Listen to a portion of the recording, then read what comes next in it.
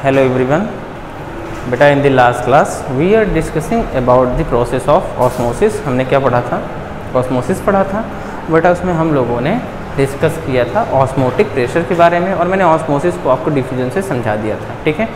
तो वहाँ तक, और ऑस्मोसिस से जो ऑस्मोटिक प्रेशर जो भी होगा, ठीक है, तो ऑस्मोटिक प्रेशर को अलग अलग फॉर्म में मैंने आपको समझाया था, और उस पर हमको किस टाइप के फॉर्मूले का एप्लीकेशन करना है वो भी मैंने आपको सिखा दिया था, ठीक है बेटा। आज हम लोग पढ़ने जा रहे हैं अपना नेक्स्ट, उसी के जस्ट आगे का लेक्चर रहेगा ये रिवर्स ऑस्मोसिस का कॉन्सेप्ट समझेंगे। और रिवर्स ऑस्मोसिस में मैं जो आपको ऑस्मोटिक प्रेशर पढ़ाया था उसी में से एक डायग्राम ये वाला याद होगा, इस टाइप का डायग्राम था, तो हम इसको पढ़ने की कोशिश करेंगे, ठीक है। चलिए बेटा, रिवर्स ऑस्मोसिस समझने के लिए इस डायग्राम को आप जो है अच्छे से समझिए। इस टाइप का मैंने डायग्राम बनाया था। इसमें क्या किया था अपन ने, ठीक है, यहाँ बेटा सेंटर पे यहाँ पे हमने क्या किया था, SPM लगा दिया था, semi permeable membrane. Semi means क्या होता है बेटा? आधा, यानी केवल एक को ही पास होने देगा ये, वो भी कौन से? सॉल्वेंट को, ठीक है। अपन ने क्या किया, इस जो है यहाँ से यहाँ अपन ने क्या किया, एक लिक्विड यहाँ इस जगह पे फिल कर दिया अपन ने, ठीक है, और दूसरा एक लिक्विड क्या किया अपन ने इस जगह पे फिल कर दिया है, एक अलग टाइप का सोल्यूशन है, ठीक है। सपोज कर लेते हैं वही सिंपल से, इसकी कंसंट्रेशन C2 है, इसकी कंसंट्रेशन C1, ये है अपना सोल्यूशन 1, ये है सोल्यूशन 2। क्या इतनी बात समझ में आती है बेटा? अगर हम क्या बोलें कि concentration of C1 is greater than the concentration of C2, C1 की कंसंट्रेशन C2 से क्या है बेटा? ज़्यादा है, ठीक है। जो प्रोसेस ऑफ ऑस्मोसिस होती है, ऑस्मोसिस बेटा, ऑस्मोसिस प्रोसेस कहाँ से होती है? ऑस्मोसिस होती है from lower concentration to higher concentration. Clear है? तो कंसंट्रेशन इसकी लो है और इसकी हाई है, तो सॉल्वेंट पार्टिकल कहाँ से कहाँ मूव करेंगे? इधर से इधर मूव करेंगे। क्या इतनी बात समझ में आती है? ठीक है, यहाँ से यहाँ मूव करेंगे, यानी C2 से C1 के साइड में जाएंगे, सोल्यूशन 2 टू सोल्यूशन 1 में जाएंगे, ठीक है। तो बेटा क्या होगा, आफ्टर सम टाइम, कुछ समय के बाद क्या होगा कि ये जो बेटा लेवल है ये थोड़ा सा ऊपर उठने लगेगा। आ रही बात समझ में? अगर बेटा मैं एक काम करूँ, ठीक है, यहाँ पे बेटा मैं क्या करूँ, एक पिस्टन लगा दूँ। क्लियर है? ये समझ में आ रहा है? पिस्टन लगा दूँ, और मैं जब बेटा ये उठने लगेगा तो मैं क्या करूँ, पिस्टन को मैं क्या करूँ, प्रेस करूँ, ठीक है बेटा। जैसे जैसे मैं पिस्टन को प्रेस करूँगा तो ये सबसे पहले क्या करेगा, ऑस्मोसिस को रोकने की पूरी कोशिश करेगा कि ऑस्मोसिस हो ही ना पाए। जितना तेज यहाँ पे फ्लो आएगा मैं उतना ही क्या करूँ, इसके इक्वल में प्रेशर लगाऊं, ठीक है। तो दैट प्रेशर इज, जो प्रेशर डेवलप होगा उसे क्या कहते हैं, ऑस्मोटिक प्रेशर। अब क्या है बेटा, हम उससे भी ज़्यादा हम प्रेशर क्या करें, ऑस्मोटिक प्रेशर से भी ज़्यादा लगाते तो क्या होगा, ठीक है बेटा। अभी जो अपन क्या करते हैं, लोअर से हायर कंसंट्रेशन में हम और ज़्यादा इसको प्रेस करेंगे तो क्या हो जाएगा बेटा, ऑस्मोसिस की जो प्रोसेस थी, जो लोअर कंसंट्रेशन में सॉल्वेंट पार्टिकल हायर कंसंट्रेशन में जा रहे थे, अब क्या होगा, जब हम इसको बेटा बहुत तेज और ज़्यादा प्रेशर लगाएंगे इसमें तो क्या हो जाएगा, तो ऑस्मोसिस की प्रोसेस क्या होगी बेटा, वो रिवर्स हो जाएगी। This is called as reverse osmosis. क्या कहेंगे इसे? रिवर्स ऑस्मोसिस कहा जाएगा। यानी कि अब कहाँ बेटा, हायर कंसंट्रेशन से लोअर कंसंट्रेशन की तरफ कौन मूव करेगा? अभी भी सॉल्वेंट। क्यों? क्योंकि बेटा यहाँ अपन ने क्या यूज़ किया है, SPM को यूज़ किया है, सेमी परमेबल मेम्ब्रेन सिर्फ और सिर्फ सॉल्वेंट पार्टिकल को ही पास होने देती है। बेटा क्या इतनी बात समझ में आती है? ओके है क्या? ठीक है, यानी कि ऑस्मोसिस में क्या था, लोअर कंसंट्रेशन से हायर कंसंट्रेशन में सॉल्वेंट पार्टिकल मूव करते थे, और ये कैसा था बेटा, ये स्पॉन्टेनियस था। आ रही बात समझ में? ये स्पॉन्टेनियस प्रोसेस होती है बेटा, ठीक है। लेकिन ये कैसे है बेटा, ये नॉन स्पॉन्टेनियस है, ये अपने आप नहीं हो रही, ये अपने आप होती थी, ये जो है अपने आप नहीं हो रही है, इसे क्या कहते हैं, नॉन स्पॉन्टेनियस प्रोसेस। हम प्रेशर दे करके इसको कर रहे हैं, ठीक है बेटा। अगर हम इसको समझने की कोशिश करें लॉजिकल तरीके से, जैसे मैं हर चीज़ को आपको लॉजिकल तरीके से समझाने की बेटा कोशिश करता हूं ताकि आपको आसानी समझ में आए, तो इसका बेटा जो बेस्ट एग्जाम्पल लिया जाता है तो उसमें बेस्ट एग्जाम्पल में आता है प्यूरिफिकेशन ऑफ जो है सी वाटर, या उसे कहते हैं डी, कुछ बुक्स में ऐसा लिखा मिल जाएगा आपको, डिसैलिनेशन ऑफ सी वाटर, ठीक है। यानी कि जो सी वाटर होता है उसमें से क्या करना, जो जानते हैं ना सॉल्ट होता है उसमें, तो सॉल्ट जो पार्टिकल्स होते हैं उनको रिमूव करना होता है। तो कैसे किया जाता है ध्यान से देखेंगे बेटा। अपन क्या करें, यहाँ पे लगा दिया SPM, ठीक है। अब क्या करेंगे, अब यहाँ पे जो है सी वाटर को अपन ने पुट कर दिया। अब बेटा जब हम इस पर क्या करेंगे, प्रेशर लगाएंगे तो क्या होगा, यहाँ से जो पार्टिकल्स होंगे वो यहाँ से क्या होंगे बेटा, इधर मूव करेंगे, ठीक। और कौन मूव करेंगे, ओनली सॉल्वेंट। और सॉल्वेंट क्या होता है उसमें, वाटर, और जितनी इम्प्योरिटी और जो सॉल्ट होते हैं वह इधर ही रह जाते हैं। क्या इतनी बात समझ में आई बेटा? इसी तरह से और सेम प्रोसेस ही आप लोगों ने सुना होगा, मैं स्टार्टिंग में समझाया था, रिवर्स ऑस्मोसिस। रिवर्स ऑस्मोसिस यानी कि क्या है बेटा? आरओ है ये क्या है जो घर में लगा होता है? आरओ। एक्वागार्ड से बेटा इसका जो ट्रीटमेंट होता है वाटर के लिए बेस्ट माना जाता है, ठीक है बेटा। उसके पीछे भी काफ़ी रीजन होते हैं, क्योंकि इसमें एसपीएम जो होते हैं वो भी स्पेशल टाइप की होती है, यानी कि बेटा ये जो आरओ अपना है इसमें एक छोटा सा भी वाटर का जो मतलब सॉरी डस्ट पार्टिकल जो होते हैं, सॉल्वेंट्स जो सोल्यूट होगा वो एक छोटा सा भी पार्टिकल कभी भी पास नहीं हो सकता। इसका सिस्टम बेटा अंदर से कुछ ऐसा बनाया जाता है, ठीक है। तो ये आरओ जो अपने घर में यूज करते हैं प्यूरिफिकेशन के लिए वही है। तो उसमें भी क्या होता है बेटा? यही एसपीएम लगा रहेगा। जब यहाँ से जो है वाटर आएगा तो क्या होगा ये, ठीक है। तो यहाँ पे जो है इस तरह से कंप्रेशन होता है कि ये यहाँ से यहाँ पास होगा और अपने को जो वाटर मिलता है यहाँ पे वो कैसा होता है? बिल्कुल प्योर होता है, ठीक है। क्या इतनी बात समझ में आ गई? तो ये था बेटा ऑस्मोसिस और रिवर्स ऑस्मोसिस का फिनोमेना, जो लॉजिकल तरीके से डेली लाइफ में मैंने आपको समझा दिया कि ये होता कैसे है। क्लियर है बेटा? इतना ओके है क्या? ठीक है। अब बात करते हैं कि सर हम अगर जो है ये क्वेश्चन आ जाए बोर्ड में, वैसे आप जानते हो बेटा कि ये बोर्ड के हिसाब से ही है, ठीक है। कॉम्पिटिशन में उस हिसाब से जो है नहीं देता, कभी कभी एक आध बार एग्जाम्पल पूछ लिया है, अदरवाइज ऐसे नहीं है, ठीक है। जो बन सकते हैं उसको मैं समझा देता हूँ, ठीक है। तो बेटा रिवर्स ऑस्मोसिस का अगर हमको डिफिनीशन लिखना है तो हम क्या लिखेंगे? ध्यान से सुनेंगे। द एक्स्ट्रा प्रेशर, ध्यान सुने, द एक्स्ट्रा प्रेशर, ठीक है, applied when extra pressure applied, ठीक है, ओवर द सोल्यूशन ऑफ, कौन सा सोल्यूशन है ये? हायर कंसंट्रेशन वाला, over the solution of higher. क्यों? क्योंकि बेटा हायर कंसंट्रेशन में ही क्या होती है? ऑस्मोसिस की प्रोसेस होती है, ठीक है। तो क्या होगा कि the pressure when extra pressure applied over the surface of solution having higher concentration, then process of osmosis becomes reverse। osmosis में क्या था? lower concentration से higher concentration movement हो रहा था solvent का। अब क्या होगा? higher concentration से lower concentration में solvent move करने लगे, then process of osmosis becomes reverse and it is called as reverse osmosis। क्या इतनी बात समझ में आती है? क्लियर है बेटा? एक डेफिनेशन ये है। आप चाहते हैं कि सर इसको थोड़ा सा और सिंपल बना दीजिए, तो हम एक बेटा और कह सकते हैं, ठीक है, कि रिवर्स ऑस्मोसिस क्या होती है कि दैट प्रोसेस, ठीक है, विच कैन, ठीक है, reverse the process of osmosis is called as reverse osmosis. Clear है ये? ठीक है। लेकिन मेरे हिसाब से बेटा देखा जाए तो जो फर्स्ट डेफिनेशन मैंने आपको एक्सप्लेन की है वो लिखेंगे तो it much more better than for you as in the board exam. Clear है ये? ठीक है। तो चलिए लिख लेते हैं एक बार, इसकी डेफिनेशन लिखेंगे रिवर्स ऑस्मोसिस की कि when the extra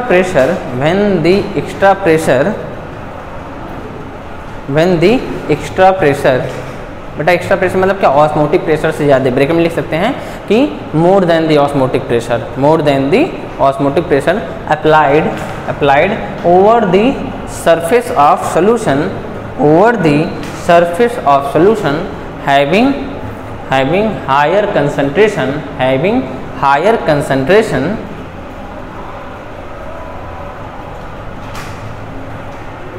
applied over the solution having higher concentration, then process of osmosis becomes reversed and it is called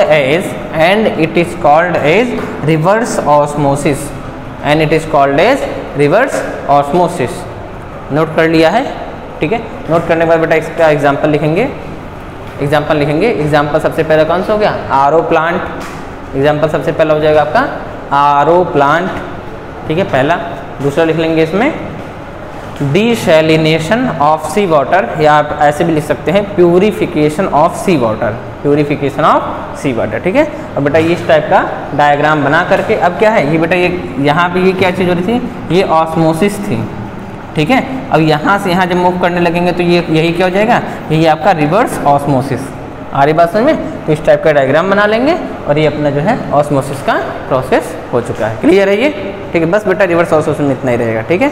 तो चलिए बेटा पॉज करके जो है इसको गट डाउन कर लेंगे, मैं अब आगे चढ़ता हूँ, ठीक है। नेक्स्ट बेटा हम लोग का टॉपिक रहेगा टाइप्स ऑफ सोल्यूशन। ये चीज़ बेटा मैंने वहाँ नहीं समझाया था, स्टार्टिंग में आप लोगों को टाइप ऑफ सोल्यूशन मैंने समझाया था, लेकिन उसको समझाने का कोई मतलब नहीं था जो अब समझाने जा रहे हैं। बट आप समझ जाएंगे कि ऐसा क्यों किया था मैंने। यहाँ लिखेंगे नेक्स्ट है type of solution on the basis of, on the, बेटा अब बेसिस ले रहे हैं हम किसका, on the basis of osmotic pressure, ठीक है बेटा, ऑस्मोटिक प्रेशर की बेसिस पे, ठीक है बेटा। स्टार्टिंग में मैंने आपको उसको इसलिए ज़्यादा नहीं समझाया क्योंकि वहाँ पे मैंने आपको ऑस्मोटिक प्रेशर नहीं समझाया था। मैं ये वर्ड आपसे बोलता तो आपको कन्फ्यूजन आता कि ये आखिर में है क्या, ठीक है। तो इसलिए अब हम लोग पढ़ेंगे कि ऑस्मोटिक प्रेशर के बिहाफ पे सोल्यूशन कितने टाइप का हो सकता है, ठीक है, ऑस्मोटिक प्रेशर के बिहाफ पे, ठीक है। तो बेटा ऑस्मोटिक प्रेशर के बिहाफ पे जो अपने सोल्यूशन होते हैं, ठीक है, बोर्ड प्लस कंपटीशन के बेसिस पे अपने पास 3 टाइप के हो सकते हैं। मैं तीनों लिख देता हूँ, एक हो गया ए, बी और सी, 3 लिख देता हूँ बेटा। सबसे पहला जो सोल्यूशन होता है उसे कहते हैं आइसोटोनिक सोल्यूशन, आइसोटोनिक सोल्यूशन, एक शॉर्ट में लिख रहा हूँ बेटा सोल्यूशन को, ठीक है, आइसोटोनिक सोल्यूशन, ठीक है। एक होता है अपना हाइपोटोनिक, एक होता है हाइपोटोनिक सोल्यूशन, ठीक है। और तीसरा अपने पास आता है हाइपरटोनिक सोल्यूशन, ठीक है। एक होता है isotonic, next one is the hypotonic and last one is the hypertonic solution, ठीक है। तो सबसे पहले बेटा मैं सबसे अगर फर्स्ट वाले की बात करूं कि सर ये आइसोटोनिक सोल्यूशन क्या होते हैं, ठीक है बेटा। आप सभी जानते हैं कि आइसो मीन्स क्या होता है, आइसो मीन्स क्या होता है, सेम, आइसो मीन्स क्या होता है, सेम। अब बेटा हम लोग किसकी बात कर रहे हैं, हम किसके बेसिस पे बात कर रहे हैं, ऑस्मोटिक प्रेशर ही तो क्या है, इसका बेस है। हमने बेस क्या लिया है, ऑस्मोटिक प्रेशर। यानी बेटा अगर क्या है अपन को 2 अलग अलग सोल्यूशन दे दिया जाए, जैसा मैंने आपको एक डायग्राम बनाया था, सपोज कर लेते हैं कि ये 2 अलग अलग सोल्यूशन बनाया जाए, इनको अपन क्या करते हैं, अगर SPM से जो है क्या करते हैं, अलग कर देते हैं। इसकी कंसंट्रेशन C1 है, इसकी कंसंट्रेशन C2 है, ठीक है। अगर क्या हो जाए आफ्टर सम टाइम, सपोज कर लेते हैं स्टार्टिंग में ऐसा कुछ नहीं था, ठीक है, स्टार्टिंग में C1 की कंसंट्रेशन C2 ज़्यादा है, तो हम ये नहीं कह सकते हैं कि both are isotonic with each other, हम अभी नहीं कहेंगे क्योंकि बेटा ऑस्मोटिक प्रेशर भी क्या इनके, अगर C1 C2 अलग हैं तो ऑस्मोटिक प्रेशर भी क्या होगा बेटा, अगर कंसंट्रेशन अलग है तो ऑस्मोटिक प्रेशर डिफरेंट होता है, ठीक है। लेकिन कुछ समय बाद जब बेटा क्या हो जाएगा, C1 इक्वल टू क्या हो जाएगा C2 के, यानी जब दोनों क्या हो जाएंगे बेटा, बराबर हो जाएंगे। और ये कब होगा, जब इनके ऑस्मोटिक प्रेशर क्या हो जाए, यानी कि ऑस्मोसिस को जो प्रोसेस थी उसकी वजह से ऑस्मोटिक प्रेशर आया, और वो जब बराबर हो जाए, यानी कि इसका ऑस्मोटिक प्रेशर बताया था मैंने, ऑस्मोटिक प्रेशर को बेटा रिप्रेजेंट करते हैं पाई से, इसका इस सोल्यूशन का ऑस्मोटिक प्रेशर पाई1 किसके बराबर हो जाए, दूसरे सोल्यूशन के पाई2 के। तो ये जो बेटा प्रोसेस होती है ये वाला, इसे क्या कहते हैं, आइसोटोनिक कंडीशन।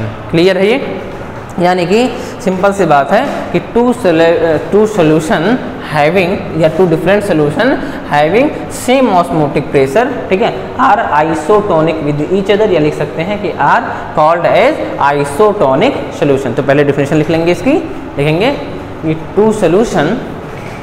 2 डिफरेंट सोल्यूशन या 2 सोल्यूशन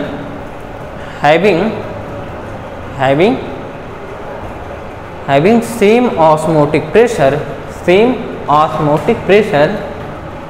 are called as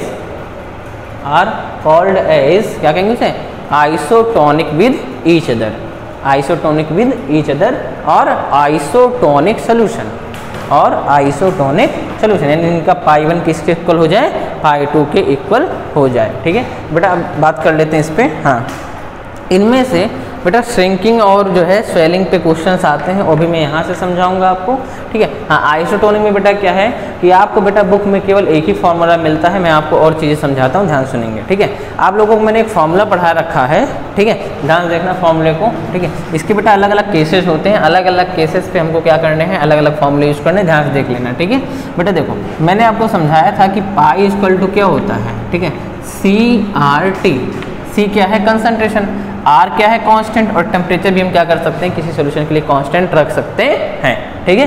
तो अगर हम बात कर लें एट कांस्टेंट टेम्परेचर पे, ठीक है, एट कांस्टेंट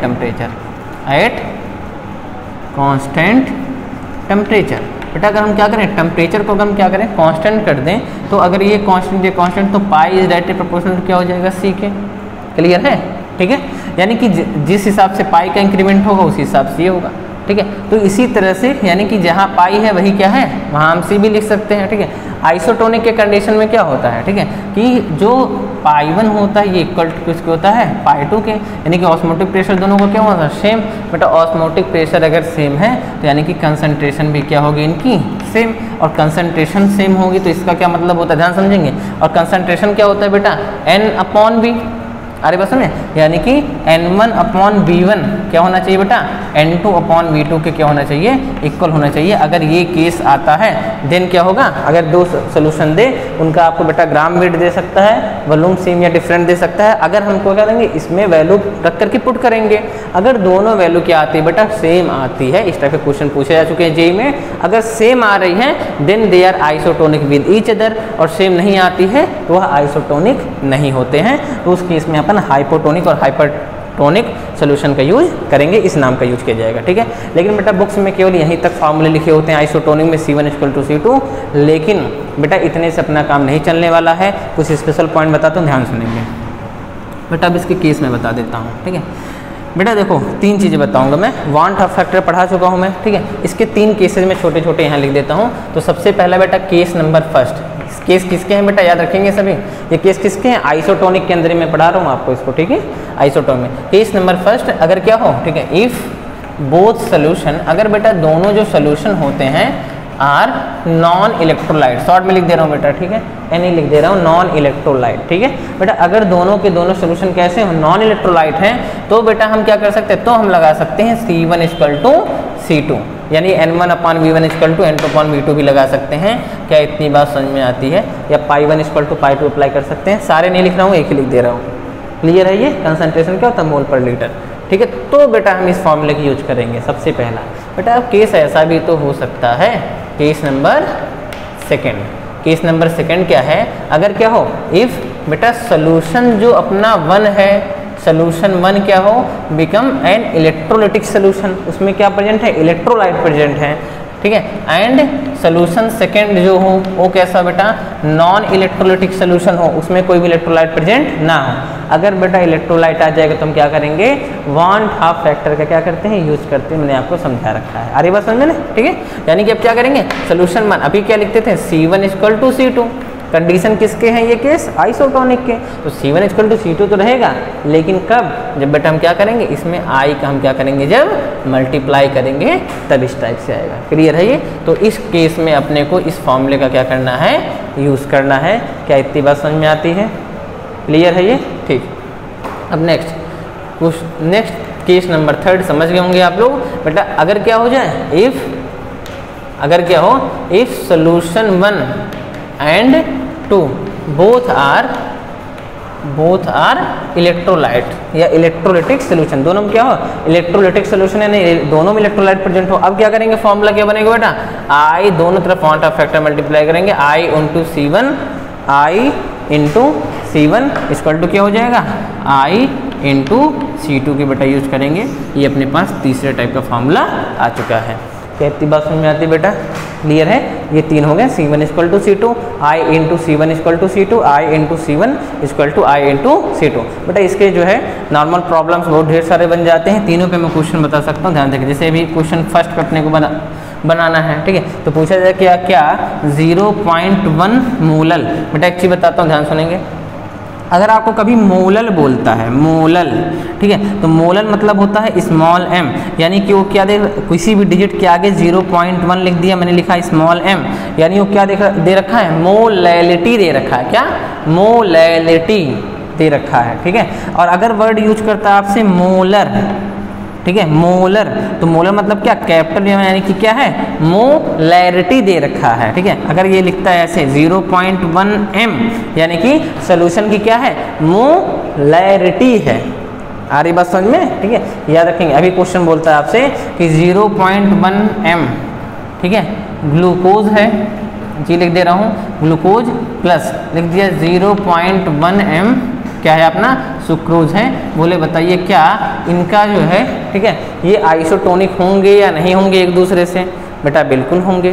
क्यों होंगे, क्योंकि ये देखिए बेटा, सबसे पहली बात, ये दोनों एक दूसरे के क्या हैं, इलेक्ट्रोलाइट्स, इसमें प्रेजेंट नहीं है, और दोनों का क्या है कंसंट्रेशन क्या होता है N/V क्या होता है, दोनों का क्या होगा सेम होगा। और अगर सेम है मोलैरिटी सेम है N/V मोलैरिटी सेम है दोनों की, यानी कि क्या है आइसोटोनिक विद ईच अदर। ठीक है, अभी देख दूसरा एक क्वेश्चन, ये हो गया केस नंबर फर्स्ट का। केस नंबर सेकंड पे नॉर्मली बता दे रहे हैं और क्वेश्चन सीट में मिल जाएंगे। सेकंड है, एक मैं क्या करता हूँ बेटा इलेक्ट्रोलाइट ले लेता हूँ, जैसे अभी मैंने ले लिया आपका बेटा 0.1 m NaCl, ठीक है, प्लस कर दिया, ठीक है 0.2 m यूरिया। पूछा जाए बताइए क्या ये दोनों एक दूसरे के, ठीक है, आइसोटोनिक होंगे कि नहीं होंगे? बेटा कैसे करेंगे, इसकी कंसंट्रेशन कितनी है, ठीक है कितनी है 0.1 कंसंट्रेशन एक दूसरे के बराबर, इसकी कितनी है 0.2।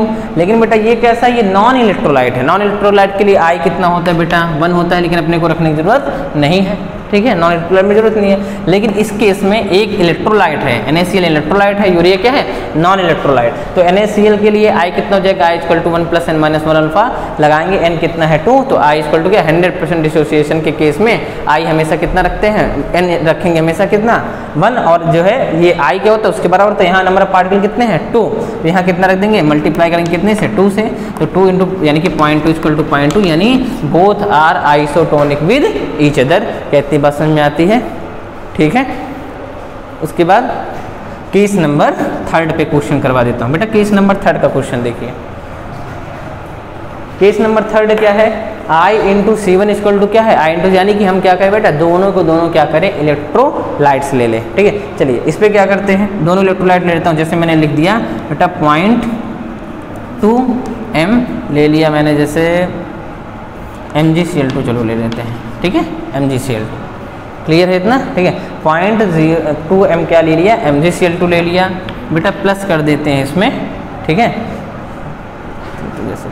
और ले लेते हैं अपन क्या 0.3 m ले लिया NaCl, ठीक है। अब पूछता बताइए ये दोनों एक दूसरे से आइसोटोनिक होंगे या नहीं होंगे? बेटा हम जानते हैं कि MgCl2 और NaCl दोनों के दोनों क्या हैं एक टाइप के इलेक्ट्रोलाइट्स होते हैं, ठीक है, जो आयंस में टूट जाएं, ठीक है। तो इसमें अगर अपन देखें तो I × C1 = I × C2 आना चाहिए, अगर ऐसा आता है तो ये क्या होगा आइसोटोनिक होगा। तो इसका बेटा कंसंट्रेशन कितना है 0.2, इसका I कितना होगा 2 और 1 कितना हो गया 3 = कितना हो जाएगा बेटा 0.3 इंटू कितना आ जाएगा बेटा यहाँ पे 2, समझ गए होंगे, 3 2 6 0.6 = 3 2 6 0.6, यानी कि दोनों का आंसर बेटा कंसंट्रेशन सेम आ गया, यानी कि both are isotonic with each other. ये सेम भी कर सकता है बेटा, डिफरेंट भी कर सकता है, ये ग्राम वेट में भी रख सकता है कि नहीं है। n क्या होता है नंबर ऑफ, अरे ग्राम वेट अपॉन क्या होता है उसका मोलर मास, तो gram weight upon molar mass और वॉल्यूम देकर के भी इस टाइप का क्वेश्चन पूछ सकता है। बताइए बेटा क्या इतनी बात समझ में आती है? तो ये सारे के सारे केस किसके थे आइसोटोनिक टाइप के सॉल्यूशंस के थे, जो मैंने आपको एक्सप्लेन कर दिए हैं, ठीक है। तो बोर्ड में केवल अपने को केवल फर्स्ट वाले की जरूरत पड़ेगी, लेकिन कंपटीशन के व्यू से अपने को और भी केसेस पढ़ने वाली है आइसोटोनिक में, ठीक है। अच्छा बेटा मैंने आइसोटोनिक ही अपने सिलेबस में थोड़ा ज़्यादा है, इसलिए मैं इसके बारे में थोड़ा ज़्यादा समझा रहा हूँ आपको। बेटा आइसोटोनिक का एक और केस मैं आपको समझाता हूँ, ठीक है। बेटा आइसोटोनिक अपने लिए तो सिर्फ इतना ही पढ़ना होता है, ठीक है, बट अगर बेटा हम प्रैक्टिकल लाइफ की बात करें, ठीक है, तो बेटा प्रैक्टिकल लाइफ में ये हमारे लिए बहुत ही ज़्यादा इंपॉर्टेंट है। जो बेटा मेडिकल फील्ड में जाना चाहते हैं स्पेशली, उनके पॉइंट ऑफ व्यू से ये बहुत ही डिटेल में पढ़ाया जाता है आइसोटोनिक के बारे में। क्योंकि बेटा हमारे बॉडी में जो कोई भी अगर इंजेक्शन इंजेक्ट किया जाता है, तो आप कभी देखना वो जो मतलब जिस भी फ्लूइड को आप इंजेक्ट कर रहे हैं, ठीक है बेटा, उसमें साफ साफ लिखा होता है आइसोटोनिक विद ब्लड। क्या लिखा रहता है आइसोटोनिक विद ब्लड, ठीक है बेटा। अगर वह आइसोटोनिक नहीं रहेगा, ठीक है, तो अगर हम आइसोटोनिक नहीं रहेगा तो वो ब्लड के साथ मिक्स नहीं हो पाएगा, क्लियर है ये, ठीक है। तो हम उसको को रिलेट करेंगे लॉजिकल तरीके से, मैं आपको भी समझाऊंगा उसको कि वह किस तरह से हाइपोटोनिक और हाइपरटोनिक के केस में अगर वो आइसोटोनिक ना होकर के हाइपरटोनिक या हाइपरटोनिक हो जाए, ठीक है, तो उस केस में क्या होगा, ठीक है। अब इसको लॉजिकल तरीके से इस पे भी देखते हैं, तो इसको बेटा पूरा नोट कर लेंगे, ठीक है, पॉज करके। अब अपन चलते हैं किस पे, हाइपोटोनिक और हाइपरटोनिक के केस में। चलिए बेटा उम्मीद करते हैं कि ये आपको आइसोटोनिक का पूरा केस समझ में आ गया होगा, ठीक है। ये सारे केसेस थे उसके, कितने टाइप के बेटा मोस्टली आपको क्वेश्चंस मिलेंगे, ठीक है। जितनी पॉसिबिलिटी थी कि दोनों सोल्यूशन कैसे हों, नॉन इलेक्ट्रोलाइट्स हों, ठीक है। एक में मैंने फिर से क्या किया, एक इलेक्ट्रोलाइट ले लिया, दूसरा नॉन इलेक्ट्रोलाइट ले लिया, तीसरा क्या केस बन सकता है कि दोनों के दोनों क्या करेंगे, इलेक्ट्रोलाइट ले लिए तीनों। ठीक है, अब बात करेंगे बेटा हाइपो और हाइपर वर्ड पे अपने को फोकस करना है। हाइपो बेटा कहते हैं हाइपर, हाइपर मीन्स क्या, ज़्यादा होना, हाइपो मीन्स क्या, कम होना, यही तो होता है। ठीक है, तो बात करेंगे सर ये हाइपो और हाइपर से केस क्या है, कंडीशन क्या होती है इसमें, चलिए मैं समझाता हूँ बेटा। इसको समझने के लिए ठीक है, आपको एनसीईआरटी में बायोलॉजी केमिस्ट्री दोनों में आता है। ठीक है, इस चीज़ को एक्सप्लेन किया था किससे, प्लांट सेल के थ्रू एक्सप्लेन किया था। दरअसल ये आप पढ़ चुके हैं। ठीक है, बस एक नाम है ये समझ लेंगे। ठीक है, चलिए मैं समझाता हूँ आखिर में है क्या। ठीक है, मैं बेटा 3 स्ट्रक्चर बनाऊंगा, ध्यान समझेंगे। हाइपरटोनिक, हाइपोटोनिक सबको मैं एक साथ ही समझाऊंगा, ध्यान से देखना इनमें। ठीक है, मैं 3 टाइप के जो है सोल्यूशन बना देता हूँ इस टाइप से, ऐसे करके। ठीक है, ध्यान से देखना बेटा इसको। ठीक है, वैसे कहने के लिए प्लांट सेल का एग्जांपल लेता है। ठीक है, आप जो है इसको जो है वो किशमिश होते हैं उनको भी ले सकते हैं। ठीक है, सपोज करिए कि बेटा इसमें जो फ्लूइड इसके अंदर जो भरा हुआ है अभी, ठीक है, वो कुछ भी हो सकता है, इनमें कोई फ्लूइड भरा हुआ है। ठीक है, तो इसमें मैंने क्या किया, ये समझ लेते हैं कि यह एक ना तो ये हाइपरटोनिक है ना कुछ भी नहीं, ये एक नॉर्मल सोल्यूशन है, नॉर्मल सोल्यूशन है। इसके अंदर मैंने क्या किया कि एक अंगूर यहाँ पे ग्रेप डाल दिया। ठीक है, सूखे वाले आते हैं ना उस टाइप के। ठीक है, किशमिश इसे कहते हैं। ठीक, अब क्या है कि किशमिश जो है, अब मैंने क्या किया, नॉर्मल में है, प्लांट सेल का एग्जांपल लेकर के भी समझाया जाता है। तो अगर ये नॉर्मल है, नॉर्मल टाइप का, तो इस पर कोई इफेक्ट नहीं पड़ने वाला है बेटा। अगर हमने क्या किया, किसी भी कोई एक सब्सटेंस था, किशमिश ले लेते हैं, अपन ने क्या किया, यहाँ पर इसको मैंने ऐसे करके यहाँ रख दिया। ठीक है, अगर मैंने किशमिश को किसी ऐसे सोल्यूशन में डाल दिया, ठीक है, कि अभी तो ये किशमिश हो या फिर आप ग्रेप ले सकते हैं। ठीक है, कोई भी आप जो है रोटी भी ले सकते हैं, ऐसा कुछ नहीं है, अपन ने डाला। ठीक है, अगर कुछ ऐसा हो, ठीक है, वो डालने के बाद सपोज करो कि अभी मैंने इसमें अंगूर ही डाला था, ये अभी ऐसा था, ठीक है, ग्रेप ही डाल दिया। अब क्या है, अगर कुछ समय बाद बेटा क्या हो, अगर ये धीरे धीरे सिकुड़ने लगे, अगर ये क्या हो, श्रिंक होने लगे, तो क्या होगा, अगर केस कैसी है, श्रिंकिंग, तो बेटा पहले ये ऐसे रहा होगा। ठीक है, बाद में पहले हमने जब इसको पुट किया तो ये इस फॉर्म में था, बाद में ये कुछ समय बाद क्या हुआ, ये ऐसे करके इस तरफ से श्रिंक हो गया। इसका मतलब क्या होता है, ठीक है बेटा, ये क्यों हो सकता है, आप सभी जानते हैं बेटा, ऑस्मोसिस प्रोसेस। ठीक है, 2 अलग अलग कंसंट्रेशन आएगी तो ऑस्मोसिस प्रोसेस स्टार्ट होगी। कहाँ से होती है, लोअर कंसंट्रेशन टू ये कहाँ जाती है, हायर कंसंट्रेशन। तो इसके अंदर बेटा जो भी फ्लूइड था, ठीक है, सिंपल सी बात है, लोअर से हायर की तरफ मूव करती है, यानी सिंपल सी बात है, इसके अंदर बेटा जो भी लिक्विड था वो यहाँ से निकल करके कहाँ आया है, इस सोल्यूशन के अंदर आया है। यानी सिंपल सी बात है, तो इसके अंदर का जो सोल्यूशन था वो कैसा था, लो कंसंट्रेशन वाला था, और ये जो सोल्यूशन था वो कैसा है, हाई कंसंट्रेशन। तभी तो ये ऐसा, तभी तो ये क्या हुआ, श्रिंक हुआ है, लो से किस में गया है, हाई में गया है। क्या इतनी बात समझ में आती है, तो जानते बेटा, बस यही केस है क्या, दिस इज कॉल्ड एज, इसे ही क्या कहेंगे अपन। ठीक है, यही अपना क्या हो गया, अपना हाइपोटोनिक का केस बन जाता है। क्लियर है ये, ठीक है। तो ये हाइपोटोनिक या हाइपरटोनिक, ये बेटा सिंपल सी बात है, ये चीज़ मोस्टली जो है अपनी डिपेंड करती है कि हम जो है सोल्यूशन में मतलब किसको यूज कर रहे हैं। ठीक है, हम अंदर के सोल्यूशन की बात कर रहे हैं या बाहर के सोल्यूशन की बात कर रहे हैं, मैं आपको ये समझाना चाहता हूँ। ठीक है, तो इसके कंपेरेटिव में अगर हम इसके सोल्यूशन की बात करें तो इसके कंपेयर में ये सोल्यूशन कैसा है, ये सोल्यूशन हाइपरटोनिक है, और इसके कंडीशन में अगर हम इसको देखें तो ये कैसा है, हाइपोटोनिक। बेटा जिसका ऑस्मोटिक प्रेशर ज़्यादा होगा तो कैसा हो जाएगा, हाइपोटोनिक, और वह सोल्यूशन जो कैसा होगा, जिसकी जो है ऑस्मोटिक प्रेशर कम होगा, वो कैसा हो जाएगा, हाइपोटोनिक हो जाता है। क्लियर है, ऑस्मोटिक प्रेशर जिसका क्या है बेटा, ज़्यादा है, वो कैसा है, हाइपर, और जिसका कम है वो क्या है, हाइपो। ठीक है, तो हम इसको बेटा ऐसे लिख लेंगे, यहाँ पे हाइपोटोनिक में लिखेंगे solution having low osmotic pressure as compare to other, solution having low osmotic pressure as compare to other solution is called as hypotonic solution, is called as hypotonic solution, called as hypotonic solution. ठीक है, इसमें लिखेंगे hypertonic, hyper मतलब ज़्यादा। ठीक है, लिखेंगे इसमें बेसिस ही क्या था बेटा, इसका ऑस्मोटिक प्रेशर, लिखेंगे कि this solution having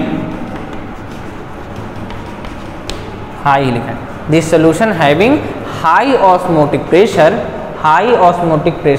as compare to other solution. बेटा ये हाइपर हाइपो क्या है, किसी अदर के कंपेयर में निकाला जाता है, as compare to other is called as क्या कहेंगे इसको, इज कॉल्ड एज, क्या कहेंगे इसको, हाइपरटोनिक सॉल्यूशन, हाइपरटोनिक सॉल्यूशन।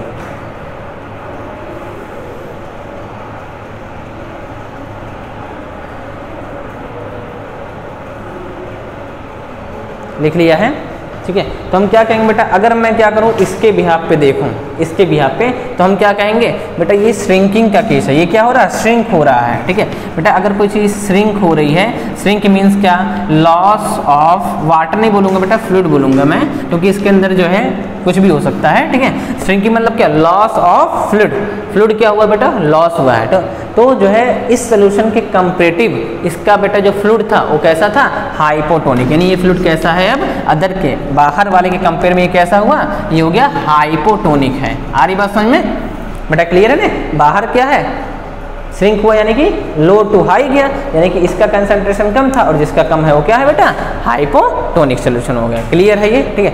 क्या होगा बेटा, अगर हमने क्या किया, इस जो है इसी ग्रेफ को मैंने क्या किया, एक ऐसे सॉल्यूशन में जो है रखा, जो क्या हुआ, अब ये स्वेलअप हो गया। आ रही बात समझ में बेटा, ये जो है अब क्या हुआ, स्वेलअप हो गया, बड़ा हो गया। अब बेटा ये कब हुआ होगा, सिंपल सी बात है, ऑस्मोसिस कहाँ से होती है बेटा, ऑस्मोसिस जो प्रोसेस होती है अपनी कहाँ से होती है, ये low concentration to higher concentration होती है, ठीक है। तो सिंपल सी बात है, ये कैसा रहा होगा बेटा, ये लो कंसंट्रेशन वाला रहा होगा, और इसके अंदर की कंसंट्रेशन कैसी रहेगी, हाई कंसंट्रेशन रहेगी। तो ये जो यहाँ का फ्लूइड क्या कहाँ चला हो गया, इसके अंदर चला हो गया होगा, और ये क्या हो गया, स्वेलअप हो गया, ठीक है। आ रही बात समझ में। तो सिंपल सी बात है, तो हम इस फ्लूइड का क्या कहेंगे, इस सॉल्यूशन के कंपैरेटिव में इसके अंदर का जो फ्लूइड है वो कैसा, हाइपरटोनिक है। क्या है, hypertonic than this one. Clear है ये, यानी कि इस केस में क्या होता है बेटा, मोस्टली जो हाइपरटोनिक सॉल्यूशन होता है उसमें क्या होता है, स्वेलिंग का केस आता है, स्वेलिंग का। क्लियर है, स्वेलिंग यानी कि क्या है, गेन ऑफ फ्लूइड, फ्लूइड या वाटर जो भी है, ठीक है, गेन ऑफ फ्लूइड, ठीक है। और ये जो फ्लूइड है इसके अंदर का, ये क्या होगा, इसके कंपैरेटिव में क्या होगा, हाइपर होगा। कैसा होगा, ये हाइपरटोनिक कहा जाता है। बेटा क्या हाइपरटोनिक और हाइपोटोनिक की कंडीशन समझ में आ चुकी है, ठीक है। अब बेटा हम लोग इसको समझेंगे किसके थ्रू, अब हम लोग इसको समझने जा रहे हैं एक बेसिक एग्जांपल के थ्रू, जैसे मैंने लॉजिकल तरीका बताया था, ठीक है। कोई भी बेटा फ्लूइड हमारे ब्लड के अंदर जब इंजेक्ट की जाती है देखा होगा, तो बेटा वो कैसी होती है, तो आपने देखा होगा कि कैसा होगा वो, ठीक है, लिखा रहता है उस पर आइसोटोनिक विद ब्लड, ठीक है बेटा। अगर वो आइसोटोनिक ना हो तो क्या होगा, ठीक है, अगर वो कैसा हो बेटा, हाइपोटोनिक हो, ठीक है। अगर हाइपोटोनिक होगा, हम बेटा जैसे इंजेक्ट करेंगे तो हाइपोटोनिक में क्या होता है बेटा, श्रिंकिंग का केस आ जाएगा। बेटा ब्लड के अंदर नहीं, ब्लड से जितनी भी चीज़ों को खींच सकता है, क्योंकि ये क्या है बेटा, एनिमल मेम्ब्रेन भी एक क्या करता है, ठीक है, एक एसपीएम के जैसा वर्ग करता है, मैंने वहाँ लिखवाया था, ठीक है। कॉपर फेरोसाइनाइड और एनिमल टिश्यू जो होते हैं वो भी क्या करते हैं, एसपीएम जैसा वर्ग करते हैं। तो हम मेम्ब्रेन के थ्रू इंजेक्ट कर रहे हैं, तो क्या होगा उस केस में बेटा, उस केस में श्रिंकिंग आ जाएगी। वो क्या करेगा, वो जो सोल्यूशन हम जैसे इंजेक्ट करेंगे वह उसमें ब्लड में सॉल्वेबल ना हो करके क्या करेगा, ब्लड से जितना फ्लूइड जो है, जो भी सॉल्वेंट्स हैं जिनका खींच सकता है उतना क्या करेगा, निकालने की पूरी कोशिश करेगा, ठीक है। और इस केस में हमारी डेथ हो सकती है। इसी तरह से बेटा अगर क्या हो, जो इंजेक्ट करने वाला, ठीक है, फ्लूइड है वो कैसा हो जाए बेटा, हाइपरटोनिक हो जाए। कैसा हो जाए, हाइपरटोनिक। हाइपरटोनिक बेटा जैसे हम इंजेक्ट करेंगे तो कौन सा केस आएगा अपना, स्वेलिंग का। और क्या हो जाएगी बेटा, ये जो मसल्स हैं, ठीक है, वो क्या हो जाएंगे, वो क्या करेगा, स्वेलअप करने लगेगा। आ रही बात समझ में, ठीक है। तो ये दोनों केस आ गए, श्रिंकिंग और स्वेलिंग के केस में। अगर वो ब्लड के साथ आइसोटोनिक रहेगा तो कोई दिक्कत नहीं, और बेटा अगर ये दोनों केस आते हैं तो श्रिंकिंग और स्वेलिंग के केस आ सकते हैं। ये लॉजिकल, इसीलिए बेटा मैंने बोला कि हम लोग के लाइफ में तो ये ज़्यादा यूज़ नहीं होता है, अपन तो बस आइसोटोनिक का 2-3 केस था समझा दिया मैंने। अदरवाइज बाकी जो है इस केस में, ठीक है, जब हम जो है किसी मेडिकल फील्ड में जाते हैं तो इस पे जो है काफ़ी अच्छा आपको डिस्कशन करना पड़ सकता है, ठीक है। तो बस बेटा जो आज की क्लास है बस इतना ही रखते हैं कि नेक्स्ट लेक्चर में हम लोग, ठीक है बेटा, कुछ जो है न्यूमेरिकल्स करेंगे और इस टॉपिक को आगे बढ़ाते हुए हम लोग समझेंगे टाइप्स ऑफ, जो है फिर से एक टाइप का हम लोग अलग टाइप का सोल्यूशन बनाएंगे, ठीक है, और वो फिजिकल स्टेट के बेसिस पे चलेंगे, ठीक है। तो बस आज की कथा इतनी रहेगी, ठीक है। नेक्स्ट लेक्चर में मिलते बेटा, थैंक यू।